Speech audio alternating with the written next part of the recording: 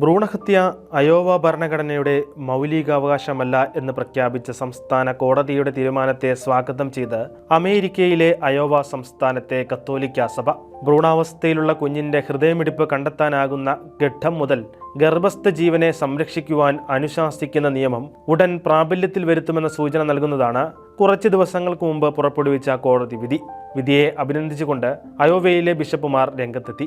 തങ്ങളെ സംബന്ധിച്ചിടത്തോളം ഇത് പൊതുനന്മയുടെയും മാനുഷികതയുടെയും പ്രശ്നമാണെന്നും മനുഷ്യജീവൻ വിലപ്പെട്ടതാണെന്നും നിയമങ്ങളിൽ ജീവൻ സംരക്ഷിക്കപ്പെടണമെന്നും ബിഷപ്പുമാർ പ്രസ്താവിച്ചു. 2023 പാസാക്കിയ ഹൃദയമിടിപ്പ് ബില്ല് സംസ്ഥാന ജില്ലാ കോടതി തടഞ്ഞിരുന്നു. ഭ്രൂണഹത്യയ്ക്ക് അനാവശ്യ തടസ്സം സൃഷ്ടിക്കുന്നതിനാൽ നടപടി ഭരണഘടനാ വിരുദ്ധമാണെന്നായിരുന്നു ജില്ലാ കോടതിയുടെ നിരീക്ഷണം.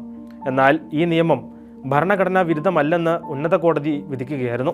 ഹൃദയമിടിപ്പ് അറിയാൻ ആരംഭിക്കുന്ന നിമിഷം മുതൽ ഭ്രൂണഹത്യ നടത്തുന്നത് നിയമവിരുദ്ധമാക്കി ടെക്സാസ്, ലൂസിയാന, ടെന്നസി, ഒക്ലഹോമ ഉൾപ്പെടെ നിരവധി സംസ്ഥാനങ്ങൾ നിയമം പാസാക്കിയിരുന്നു. നിരവധി അമേരിക്കൻ സംസ്ഥാനങ്ങളിൽ ഇതുമായി ബന്ധപ്പെട്ട നിയമനിർമ്മാണം നടക്കുന്നുമുണ്ട്.